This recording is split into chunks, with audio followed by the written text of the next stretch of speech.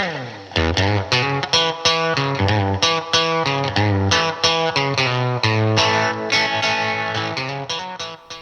right, we're here with Mr. Austin Dixon. How are you doing today, sir? I'm good. How about you, fellas? Doing pretty good. We're here. We're here at the Tumbleweed stage. This is our first episode actually filming on the stage. We've been in Trimmers a couple times. We were in the North Edition for Calf Ride, but pretty excited to be over here on the stage for once. Yeah, it's a cool spot, man. I remember standing on this stage for the first time, and my parents always talked about the Tumbleweed. They went to Oklahoma State, and so it was really cool. The first time I came up here and stood on it, it was like, man, it's a maybe for some people it's a small step in the process, but for me at the time it was a big deal. Yeah. So was your first time performing here? Was that Battle of the Bands? I did a fundraiser here December of last year. It was just a solo acoustic show. I wasn't the draw, obviously. It was the fundraiser. You know, people were here to support the cause, and I was just kind of background music. But even still, it was cool to be on the Tumbleweed stage for sure. So you put out your first EP 2015.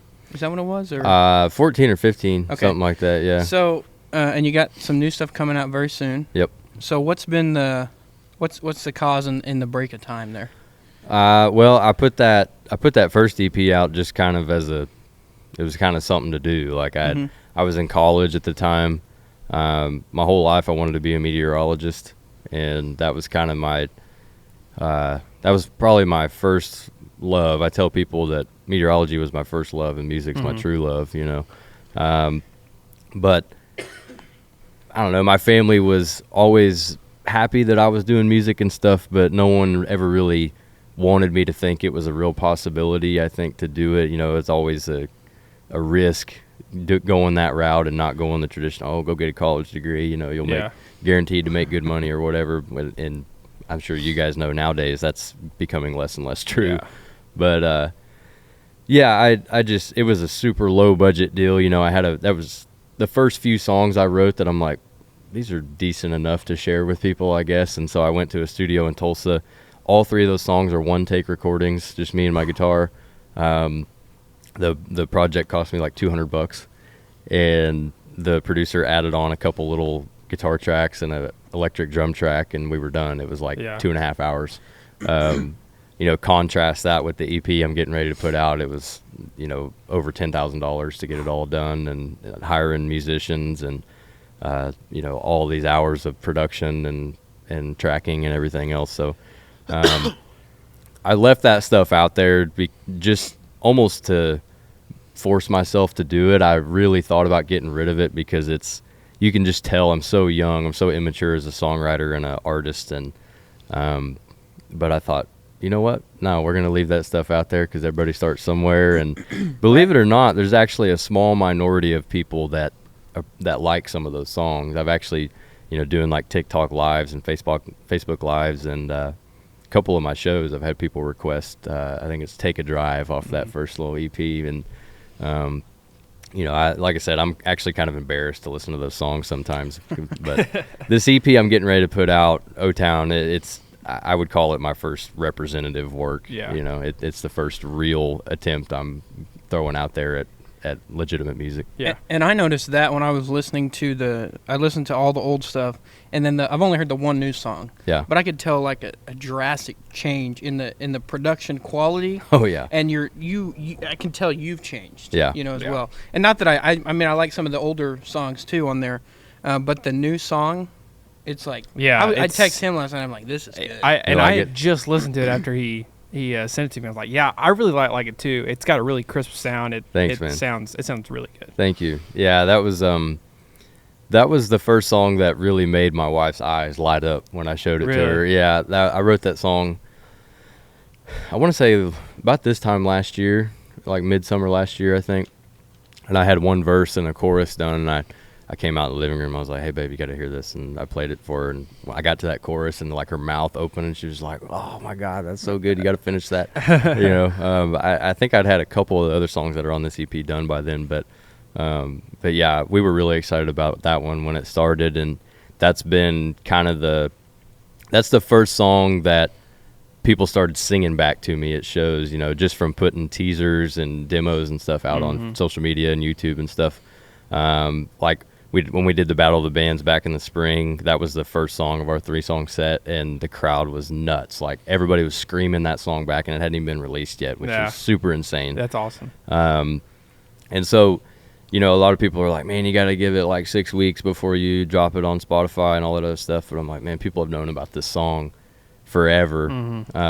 So I'm just going to put it out and, to give people that gratification, because I've been teasing it on Facebook and TikTok for like a year. Yeah. So it was time to get it out there, and we'll give all the other stuff it's 6 weeks or whatever. Yeah. Exactly.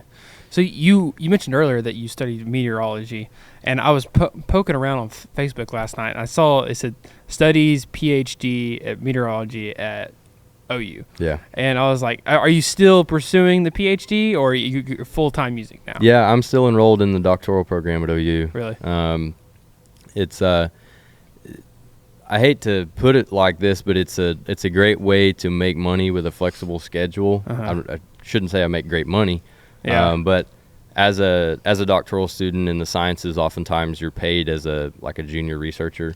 It's not very much money, but it's enough to get by. Yeah. And they cover your tuition and everything along with that too. So it's a little bit of extra money every month, and I don't have to clock in. As long as I hit deadlines and I stay productive, I can still get that check, and also I can leave on a Thursday to go on tour if I want to, and nobody really asks any questions. Most people in the department kind of know what I got going on now. In fact, one of my advisors, I kind of joked with him. I'm like, and to be honest, I'm just kind of here collecting a check until the music starts making a little bit more money. And he's like, I know. But no, man, I mean, meteorology I still love it. Always been fascinated with severe thunderstorms, tornadoes, all that stuff, and that's what I do. I study tornadoes. Always really loved that stuff, but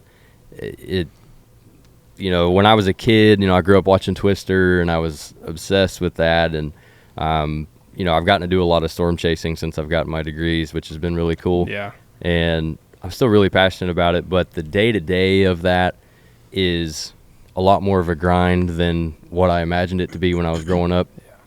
And music rarely ever feels like a grind. Like writing music, recording videos, playing shows, I'm always stoked about it. And some of the business aspects of it, I could take it or leave it, but overall I would say 90% of the time I'm just jazzed to be doing music. And so not going to run away from the weather thing anytime soon, I don't think, unless, all of a sudden we really take off when this EP comes out. But I don't foresee that being the case. I think it'll be most likely a slow build, just like anything else, and got to put the time in and build the audience. I've been fortunate to build up a pretty good social media presence over the last year and a half, and so we're definitely going to use that to our advantage.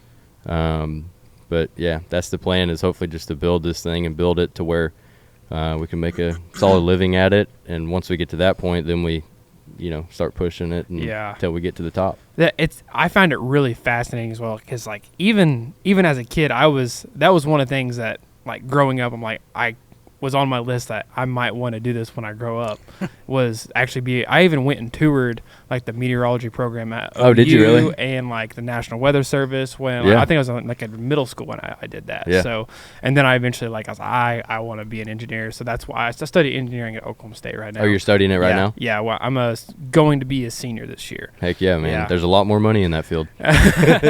So I'm just really curious. So as a meteorologist, are you wanting to if you were to go down the road and keep pursuing this, in case music just never has any impact or anything like that, would you want to stay in Oklahoma, be at one of the stations in Oklahoma as a head meteorologist? He wants to be the next Travis Myers. I was getting there. Exactly. Yeah, it's funny. I'm from Sand Springs, so I grew up watching Travis. Yeah, we grew up watching Travis too. And he's a super awesome meteorologist. We always love watching him. We're trying to get him. We're in talks with his team about getting him on. Yeah. It's totally not our We're forte. a music podcast, but we just love Travis Myers. I was like, if we get the chance for Travis Myers, we got to take it. So I wouldn't want to go into the broadcast thing. Believe it or not, that's a pretty small percentage of all meteorologists, the guys that are on TV. I've gone too far in my education for that to really be. I wouldn't say it's not a possibility. Like, you see guys with PhDs get on TV, like there's some doctors on the Weather Channel and stuff. But most of the time, if you get a PhD, that's not your end goal. You want to stay more in the science of it. You want to be, researching and trying to learn new things. Like, the thing I've been working on during my PhD is, we're trying to figure out why do some storms produce tornadoes and the one 50 miles to the south doesn't? Because theoretically, they're in the same environment, right? Or at least relatively the same environment. So, this one going through Moore's got an EF5 on the ground, and the one down in Purcell has nothing. Yeah. And you're like, why is that? There's got to be something small scale going on to make that subtle change, and we don't understand that yet. And once we do understand that, we'll get to a place where we can better prepare people for what the day is going to pan out to be. This might be kind of a dumb question. I might get made fun of for this, but I've always heard, like, you'll hear people say, like, take a random town, like Locust Grove, right? Yeah. They're like, it always splits around Locust Grove, or we never, like, is there any sort of, like... I'm really curious about this, too, because I think the last big tornado in Stillwater was, like, 1995 or something. Like, there hasn't been, like, okay, that's what I was getting at, but I didn't want to jinx Stillwater. No, exactly. Like, depends how you define big tornado. There was an EF2 here back in 2016, I think. Like, for me, in the last year that I've been here, it's like most of the storms, they either, when it gets here, it's not, like... the same as it is in Cushing or as it is in whatever. And it always seemed like, I guess, our area that, like, I lived in, it seemed like every year we got hit with, like, at least, like, an EF1 or EF2, like, something small, like a smaller tornado. It's still a tornado. It seems like we always had one around our area. I'm getting off my path here, but I don't know if I've told you this, but I got stuck in our storm shelter one time. Oh, really? So we had just put one in, like, the year before or something, up at my grandparents' house. So we all go in there. There's, like, 5 or 6 of us in there, And my grandpa's, like, looking out the door. It's dark, and he can kind of hear something. And my mom, she's like, shut that. So he shuts it. And maybe 30 seconds later, we hear this, like, smack.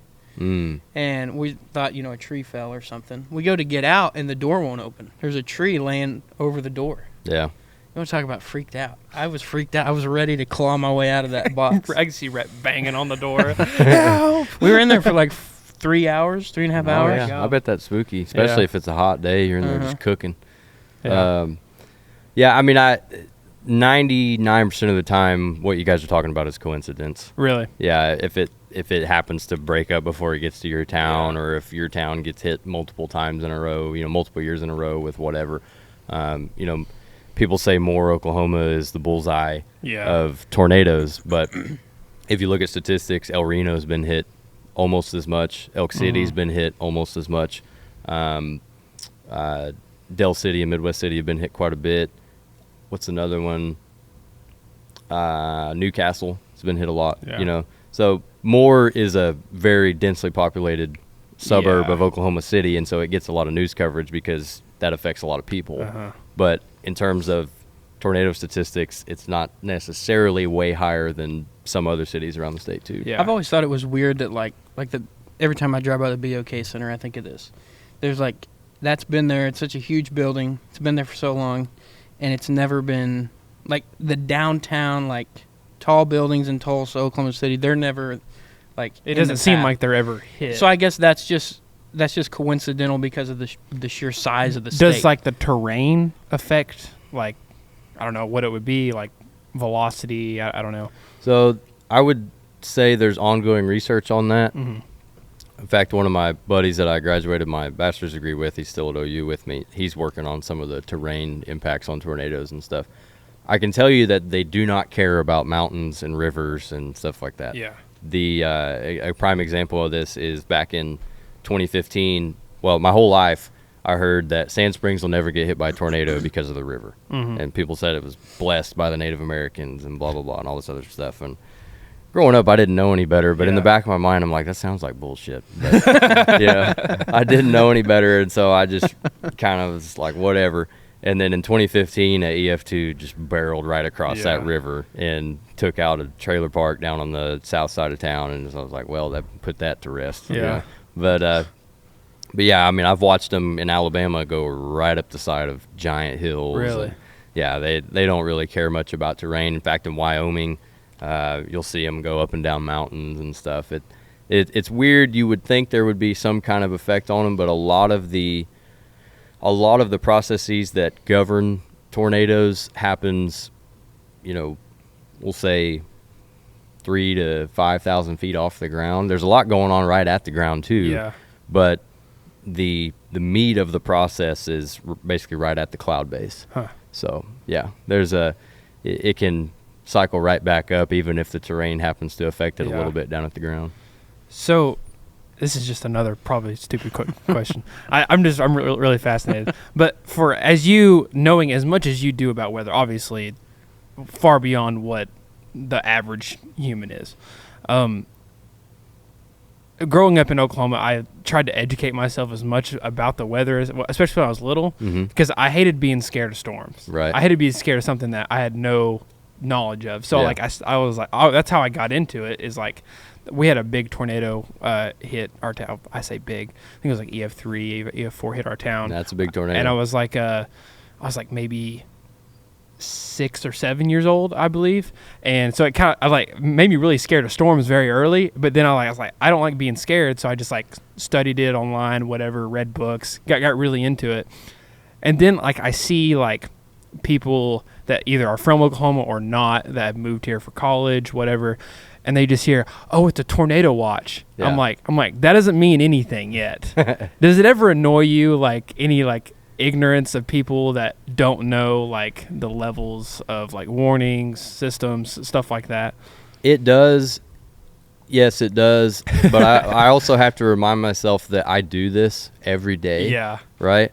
It's like in music. So when I'm performing, I notice every time I'm a little bit sharp or a little bit flat on my vocals. Yeah. Right? 99% of people don't. And that was a pill I had to swallow when I first started performing, is I was so critical of myself, and every time I screwed up, it would fluster me. And then I realized that, I talked to people after the set. I'm like, man, I messed up that one part of that song. And they're like, you did? I didn't notice. People don't know, because if you're not a musician and you're not really invested in what you're paying attention to, you're not going to notice that stuff. You're there to jam. You're appreciating the music, unless it's really, really bad. Yeah. Most people don't notice. And so it's sort of the similar deal where I'm in this stuff every day. I'm paying attention to the weather all the time, and I'm on my 10th year of education in the field. And so who am I to look at somebody who could care less about the weather, 360 days out of the year? Yeah. And, maybe watches Travis Meyer on Sunday night to get the little bit of information they need to go about their week, and then they move on. Yeah, they're not going to get it like someone who does it every day does. So I don't, I've kind of had to tell myself that is like, you're not on the same level as the average person when it comes to this stuff. Yeah. You live this. The average person doesn't live this. Yeah. And so, but it is a problem, right? The semantics of everything and the wording and messaging that meteorologists put out to the public, it's a really big problem that, in fact, a lot of the research agencies in meteorology right now are hiring social scientists to figure out how to better message things to people. Really? Because the watch versus warning thing, I mean, that's like a 30-year-old problem. Yeah. You wouldn't believe how many people don't know the difference between them. And in fact, a lot of people think tornado watch means you're like watching tornadoes, right? You're watching them happen. Yeah. And warning, they basically have them backwards. Yeah. And in reality, watch means, hey, we're paying attention to things. It looks like conditions are going to be favorable later on today, so be aware that this could happen. That's what a watch means, essentially. A warning means, hey, this is happening right now. You need to take action. That's why I've always been such a fan of Travis. I didn't know you were like that about the weather, but I've always felt the same way. Yeah. So that's why I've always liked Travis Meyer so much, because I feel like he's not like now I see these clips on TikTok. Anytime there's going to be a storm and this guy's like, you're going to need to take cover because your house is going to get blown away tonight, It's just like, and then I watch Travis Myers and he's like telling you, like, obviously he's telling you what's going on, but he's trying to keep everybody calm. Yeah, if you appreciate that aspect of it, the Oklahoma City market is a whole different ballgame. Yeah, it's a dancing monkey circus when there's bad weather going on. I mean, all them boys are just, here we go, here comes that, look at the screaming eagle on the radar. I mean, it's just like they go nuts, and it drives a lot of people crazy. And it's not that I don't respect them boys. I do. Like, they're all meteorologists just like I am, but it's so much easier to tell in the Oklahoma City market that it's about the show. Mm-hmm. It's about getting people to stay on their channel and pay it and the ratings and all that stuff, where it's not like that in Tulsa. James ate a lot on 23. I know him. Travis is he on 6 or 8 nowadays? 6. He's on 6. Yeah. He was on 8 when we were younger. Mm-hmm. Yeah. All those guys stay really calm, and they just get the message out there and make sure everybody's on the same page. That's what you need to do. You need to keep people calm and make sure people take action. And which I'm sure it's probably tied with Tulsa's probably a smaller market overall than the Oklahoma City market is, so they're probably fighting for more viewers and stuff like that. I can see that. Yeah, Oklahoma City market covers the western 2/3 of the state, whereas the Tulsa market is the eastern third and parts of northwestern Arkansas and southeastern Kansas. Yep. So when I turn on the TV here, I watched 9 or the David Payne, the sister station, the sister station. And then, but I'll also pull up my iPad, go to the Channel 6 app, and stream Travis too. It's the same thing. I did the exact same thing. Yep. And my roommate, when there's a storm, he was, and he's the last guy you would expect to be scared of a storm. He's a huge big country, dude.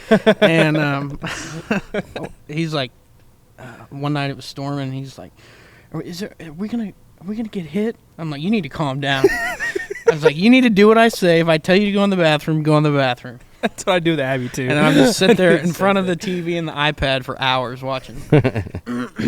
That's hilarious. Switching gears here for a minute. How'd you get the name O-Town for the new album?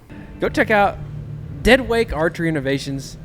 He gave us a little hat there to give us a little set decoration, and I know if we would have caught him before we built this set, we'd probably have a whole bow. For security purposes, I don't know if we could have had the bow in here, but it'll be all right. Especially after the comments you've made in the last episode. Well, yeah, for sure.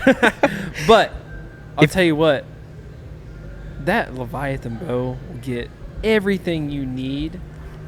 Get every job done you need done. You guys need to follow them on Facebook, Instagram, all that stuff. They just posted this week. I don't know when you're going to be seeing this, but this week they posted some really cool pictures of all the different colors they've got, the bows they're finishing up. So you want to get your order in soon. And a little nugget of information here.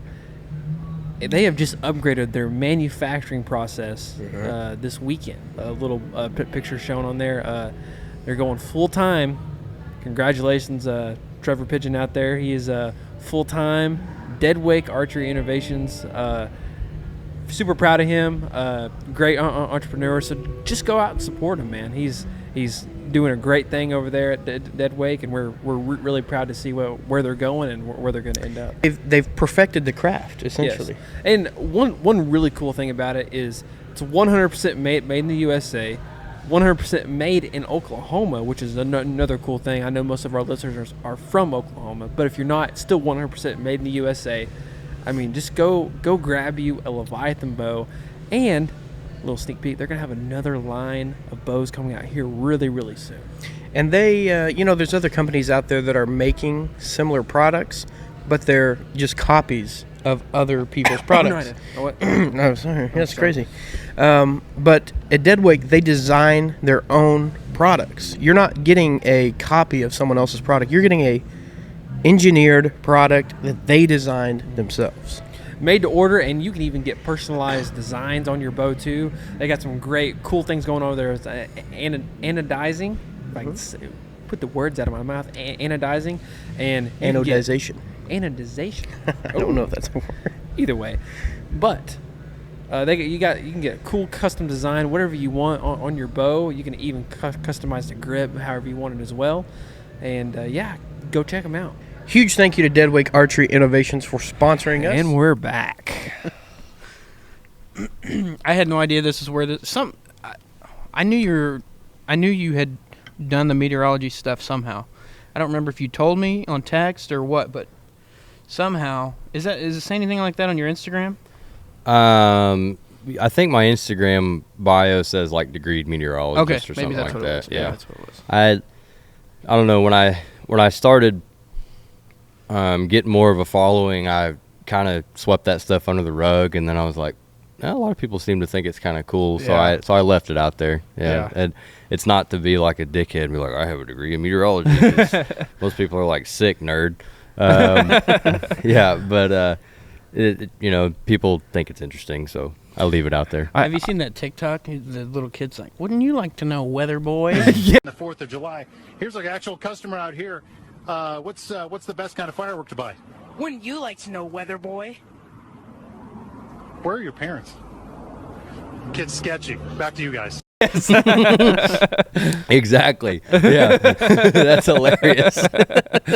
I can see Austin. It's like it pans to him. It's Channel 9 or whatever. He's like, all right, here we are with Dr. Austin Dixon. He's just sitting there with guitar. He's just going to play us through the weather right here. He's just picking a song. He's going to sing the weather to us.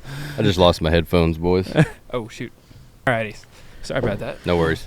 Technical difficulties. Yeah, it's a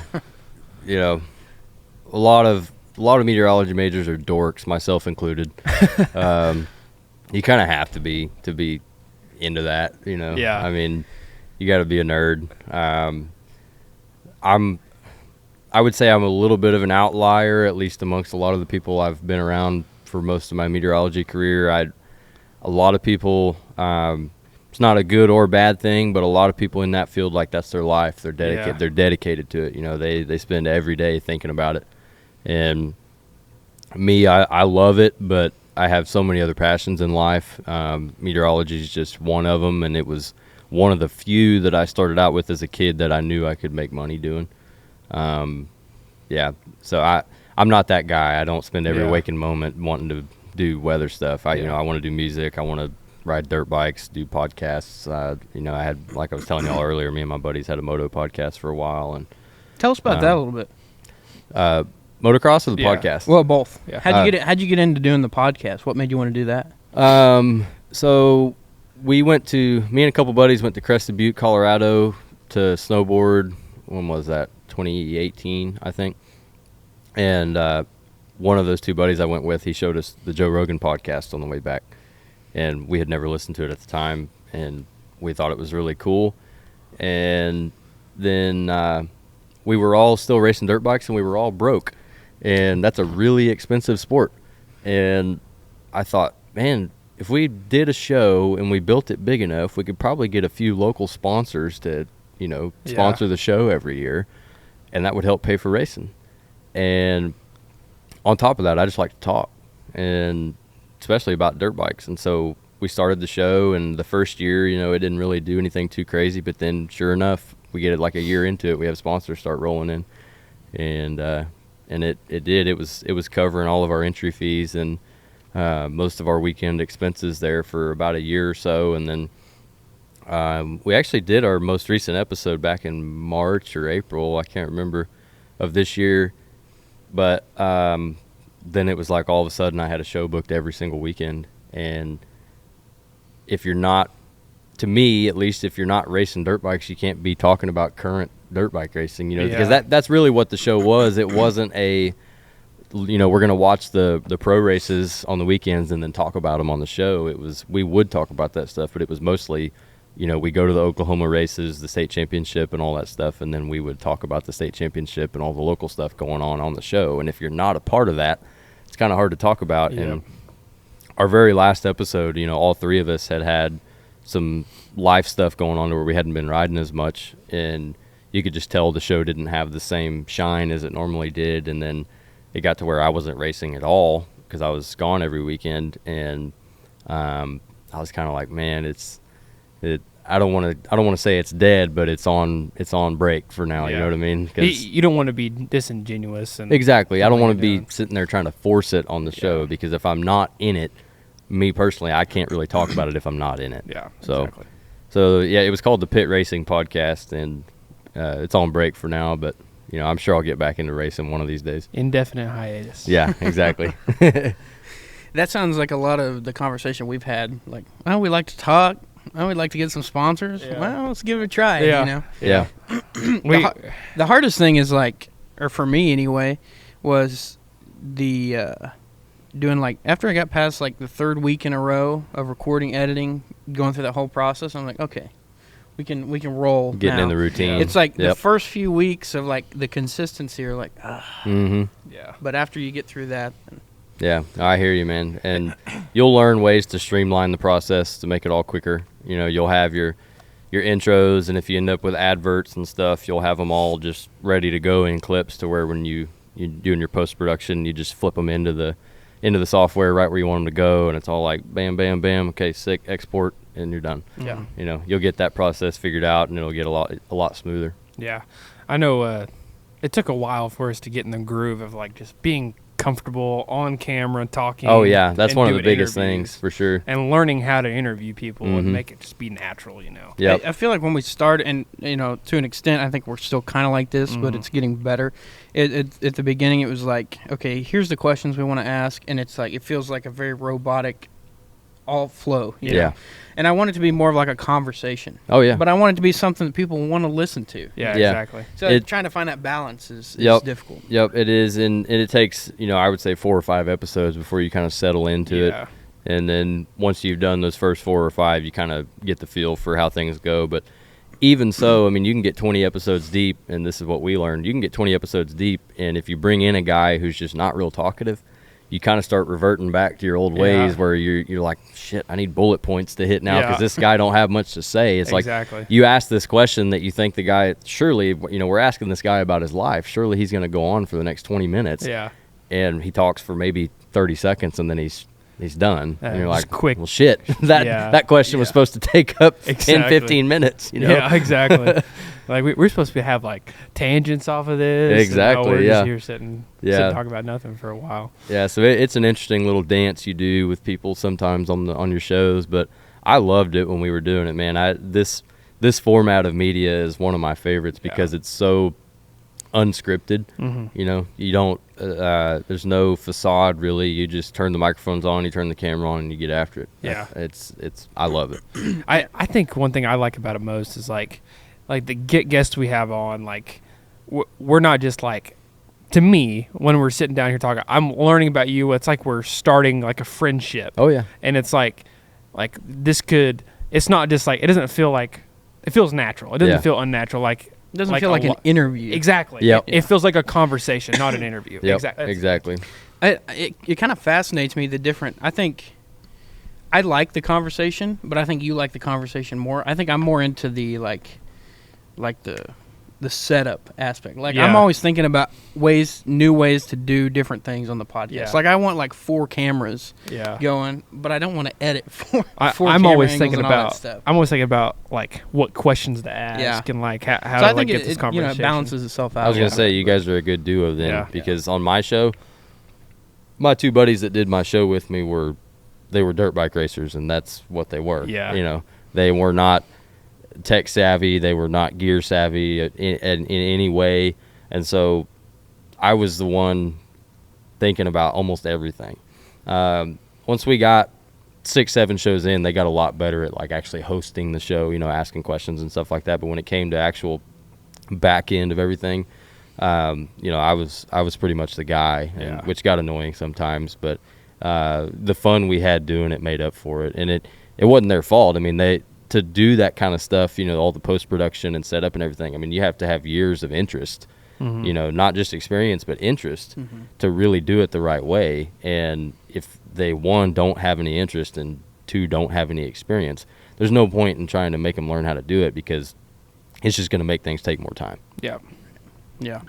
I kind of enjoy the, like, I don't want to say business, but that aspect of it too, like trying to get people for the show, you know, like trying to deal with sponsors, things like, I enjoy that aspect of it too. Yeah. More so than he does. I'm glad you do, because I can't deal with trying to line people out sometimes. Well, you're building something up right now, which is exciting, Mm-hmm. right? It's the same thing with music for me. Like we're constantly building, and even if it's just one new follower, you know, a day, we're still just building things, and that's exciting. It's like, hey, man, last week we were at 50 listeners, now we're at 60, you know, and if we stay on that pace, 3 months from now we'll be at 300. Yeah. You know, whatever. Exactly. I'm sure that math is wrong, but So do you have like a team, or do you handle all your stuff, or I am 100% independent. really? Yeah. My team is me and my wife. Yeah. Nice. I've got some great friends that are helping me out and have opened some doors for me for sure.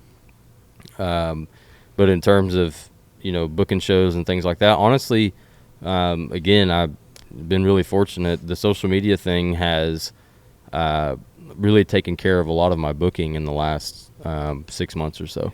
I really haven't made any cold calls in the last 6 months in terms of booking shows. Which That's got to feel good. It's really cool, man. I will say, I think we're going to get to a point where, well, it depends. I mean, if, you know, one of the things I've been looking forward to the most is this new music coming out, because it's always been frustrating for me that, you know, we've had some viral videos and we've had a lot of success on TikTok and Facebook, and all these people come to the page and then they go look for my music and there's all this old crap from 2015 that I'm pretty much embarrassed of. And, you know, people don't, it's not the best music, it's not the best quality, and so people don't hang around on that stuff. But now I'm a lot more excited because I'm not saying I can make a viral video right now, but, you know, I sort of know the steps you have to take to give yourself a chance of that. And so I'm really excited to spend the next few months doing the same things we've been doing, hoping we have a couple videos take off. And, you know, I always figure, say you get 1 million views on something, if 1% of those people go and look for your stuff, you know, what is that, 10,000 people? So That's Something like that. yeah. I have no idea. He's the engineer. Yeah. I'm in ag business. I have no idea what 1% of that is. I think it's 10,000. That's something I've noticed too, is like we'll put out like a clip and it'll get like 5,000 views and we'll gain. Huge thank you to Vernon from Brad's Bet. Blah, blah, blah, blah. Blah, blah, blah, blah. Leave this part in. Huge thank you to Vernon from Brad. Oh, man, I can't say it. Huge thank you to Vernon from Brad's Barbecue for hooking it up. We got some cool set decorations here. We got the Whiskey Flight and then the shotgun shell shot glasses. So, Vernon, if those go missing, don't check our houses, because I would never. I believe he actually is selling those shot glasses and that flight at Brad's Barbecue, along with, you know, again, some of the best barbecue in the state. So go check them out. Yeah, go in there. You can get a hat. We got hats over there. And we've also got some Brad's gift cards to give away. So if you see us around anytime at Brad's, not at Brad's, hit us up. We might have a gift card for you. For sure. Jagger, it's about lunchtime, I think. I think it is too. You know where we got to go, right? We're going to Brad's. Brad's Barbecue. I'm getting the burn-ins with the jalapeno cornbread. It's not even a question. That's what I'm getting. What are you getting? So I know the answer usually to get this. the dirty fries. Oh, you're switching it up on us. But I tried some really good tri-tip the other day, and man, it was fantastic. So I think next time I go in, I'm gonna go get the tri-tip.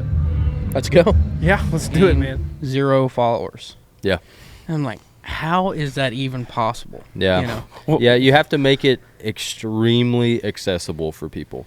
So what we always did when we were posting our podcast is we would post a clip and we would post links to the apps where everything was hosted. So we'd make a Facebook video. We'd have like a 5 or 6 minute clip of the show where, you know, it kind of fleshes out that sector of the conversation.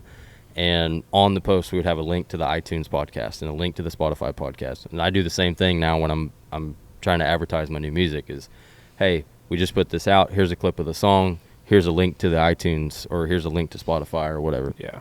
That's been at least when we were doing the podcast thing, that was the key for us, is making it really easy for people to find where to go to listen to the rest of it.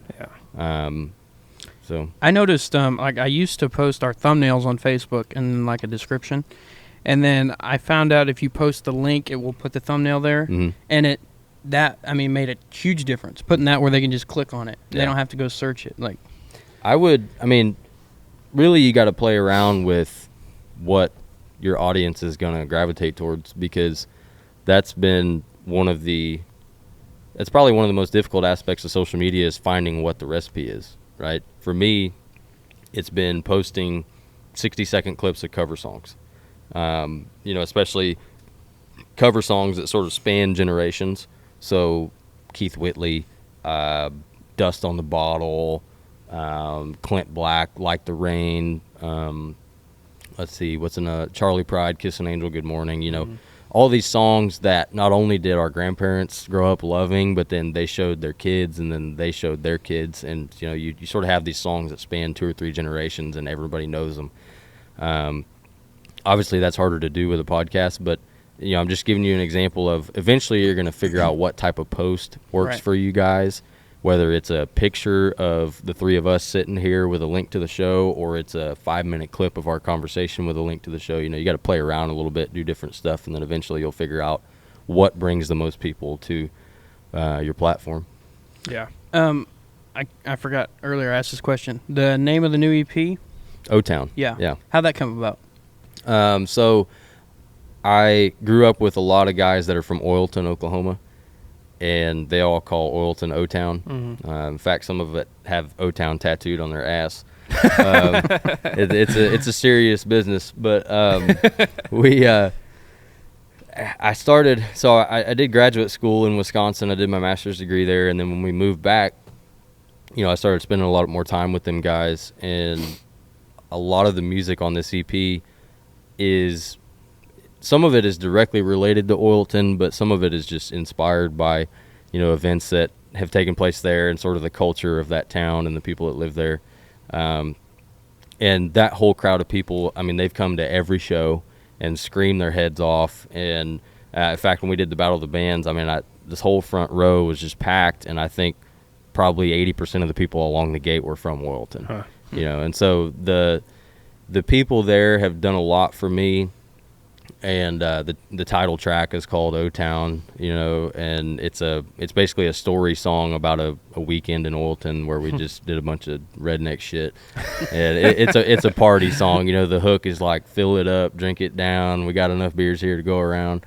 So it was sort of a tribute to and a thank you to all the people from Oilton, but also the songs they're O-Town. A lot of them are. It's things that people in Oilton want to listen to, and what we all enjoy, and so that's kind of how that came about. That's pretty awesome. You mentioned that Battle of the Bands, the front row. It looks so much different in here with the lights on, nobody in here. It's like I'm just picturing like I work here on the college night, and come up here like on a college night when it's packed, and this feels like the biggest room ever. Thousands of people in it. It does. And then now it feels empty.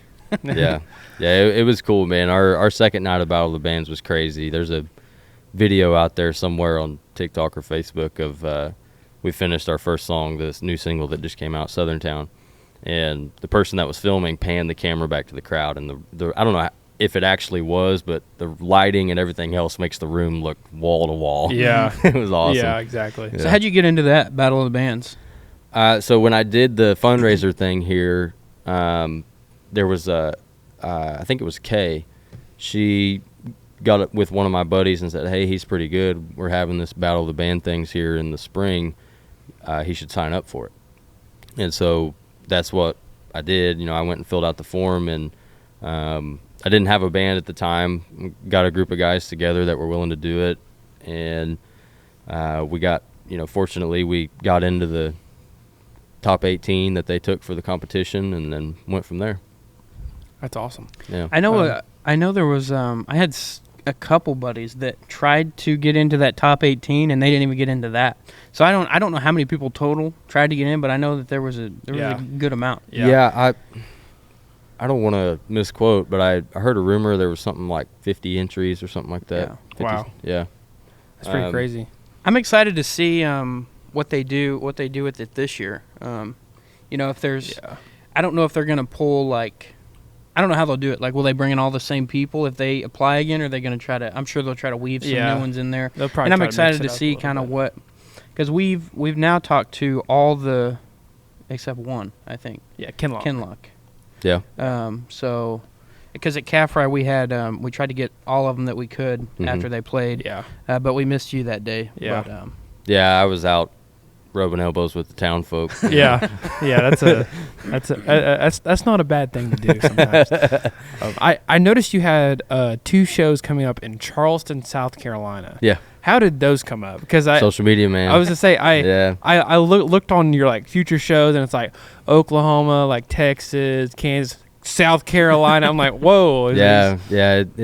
Social media, man. If any artists are watching this from around here, like if you ain't posting TikToks and Facebook Reels, you need to get on it, because that's been a game changer for me.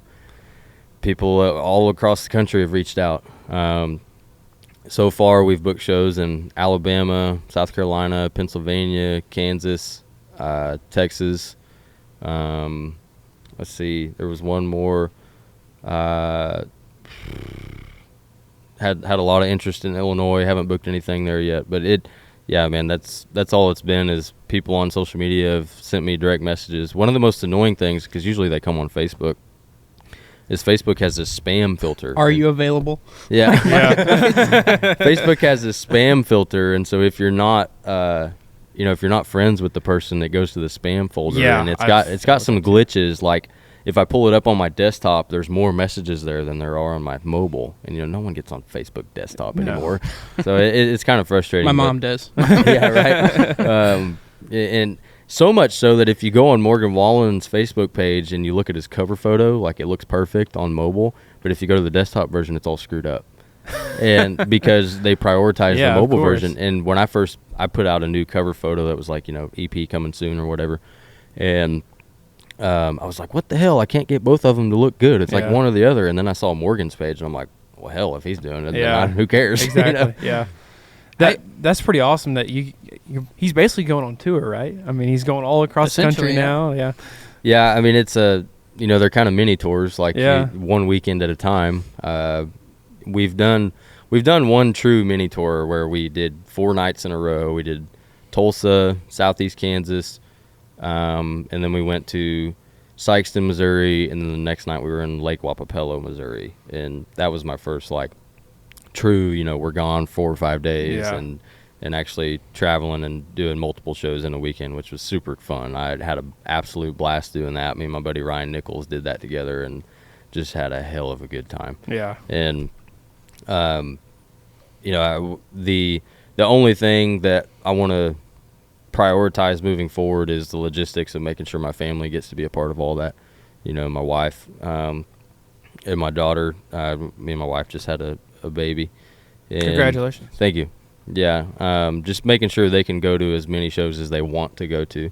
My wife is a huge supporter of mine. I was a little nervous when this started taking off that was going to maybe cause some issues, but anytime I've talked to her about it, I'm like, hey, are you nervous about this? We're going to be traveling a lot. And she's like, hell no, let's do it. I'm all about it. So I'm very, very fortunate when it comes to that. She's my biggest supporter. And anytime I make comments about,